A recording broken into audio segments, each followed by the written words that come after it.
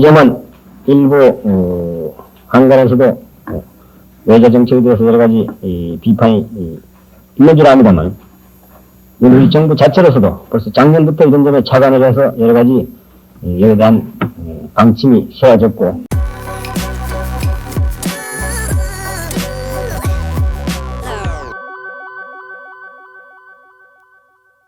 1969년 4월 25일 기자회견 6부입니다. 신생독립국 대한민국은 예산의 상당 부분을 미국으로부터의 원조로 해결했습니다. 국가 예산의 반 이상이 미국에서 온 적도 있었습니다. 그래서 2, 3년 안에 미국 원조가 끊어진다는 소식에 국민들은 불안해했습니다. 박정희 대통령은 국민들을 설득합니다. 이제 자립경제가 가능하다고 말합니다. 그리고 의타심을 버리자고 역설합니다. 자기 힘으로 할 수 있을 때는 자기 힘으로 하는 것이 바른 길이라고 강조합니다. 그리고 수출을 해서 외화를 벌고 국제경제협력체제에 들어가서 경제개발을 본격적으로 해나가자는 미래지향적 설계도를 보여줍니다. 대구매일신문 윤선우 기자입니다. 앞으로 2, 3년 이내 우리나라에 대한 미국의 무상원조가 끝날 것으로 예상되는데, 그에 따른 우리의 자립경제대책이 무엇인지 말씀해 주시면 감사하겠습니다. 미국에서 우리가 받고 있는 이 무상원조는 조만간 끊어지리라는 것은 우리도 미리 내다보고 있는 것입니다. 우리가 제2차 5개년 계획을 작성할 때에도 71년도쯤 가서는 일부 유효 농산물을 제외하고는 무상원조는 끝날 것이라는 이런 전제하에 지금 2차 5개년 계획이 작성이 되어 있는 것입니다. 특히 자립경제를 지향하는 우리 경제가 어느 땐가 가서는 남으로부터 받는 이 무상원조는 끊어야 할 것입니다. 이건 미국 정부가 이야기하기 전에라도 우리가 자립할 수 있는 어떤 선까지 도달하면 이것은 어떤 결단을 내려야 될 그러한 문제라고 생각을 합니다. 개인이나 국가나 자기 힘으로 꾸려나갈 수 없는 그런 힘이 약하고 어려울 때에는 친구나 남의 도움을 받는 것은 이건 당연한 일입니다. 그러나 어느 정도 자기 힘이 생겨서 남의 도움을 받지 않더라도 자력으로서 걸어갈 수 있는 시기가 되면 그때는 자기 힘으로 해나가야 되는 겁니다. 언제까지나 남에게 의존하겠다는 이러한 그 위타심은 개인이나 국가에 있어서나 좋지 않는 것으로 생각합니다. 지난 수년 동안에 우리 경제가 급속히 성장함에 따라서 오늘날 우리 한국 경제는, 특히 우리의 경제 자립도는 과거보다도 크게 신장을 했습니다. 한 가지 숫자를 말씀드린다면, 우리 한국 경제 자립도가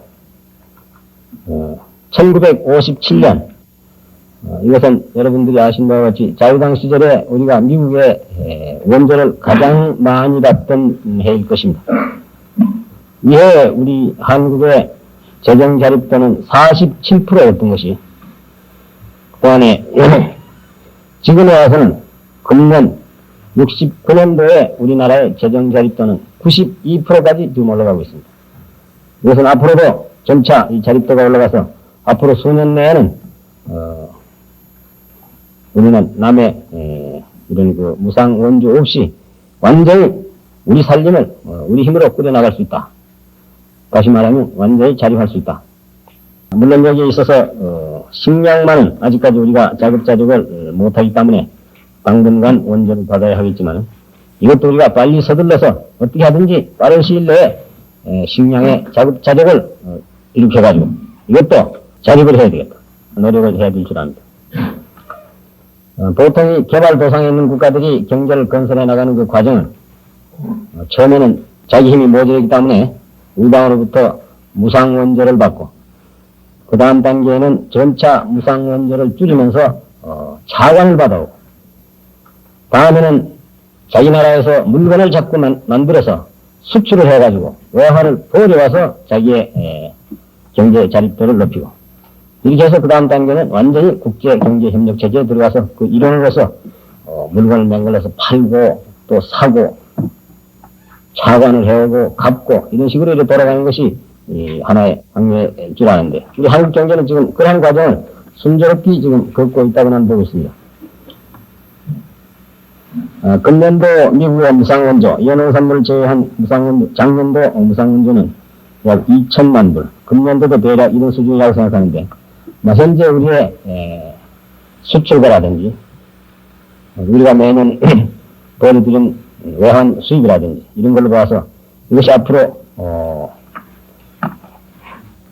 2, 3년 내에 끊어진다고 해서 우리 한국 경제에 될 지장은 없다고 나는 생각을 합니다.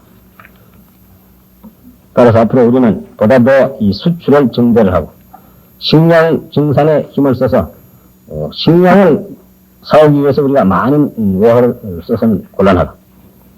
식량 증산을 일으켜야 되겠다. 그리고 모든 국민이 보다 더 소비를 억제를 하고 저축에 노력을 해서 우리 국력을 키우고 우리의 자립도를 높여야 되겠다. 이런 면에 있어서 정부나 우리 국민들이 모두 한마음 되어서 앞으로 노력한다면 앞으로 수년 내에 우리 경제는 완전히 자립할 수 있다. 이렇게 보는 것입니다. 다음 질문. 경향신문사의 윤상철 기자입니다.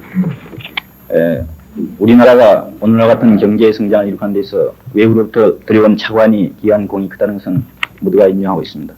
그러나 과다한 현금 차관이 인플레 현상을 유발한다든가 또는 상환 능력의 부족으로 외국과의 관계에 있어서 신용관계에 금이 가지 않을까 하는 염려가 있습니다. 이러한 문제에 관련해서 앞으로의 정부가 취할 차관 정책에 관해서 말씀해 주시기 바랍니다. 네.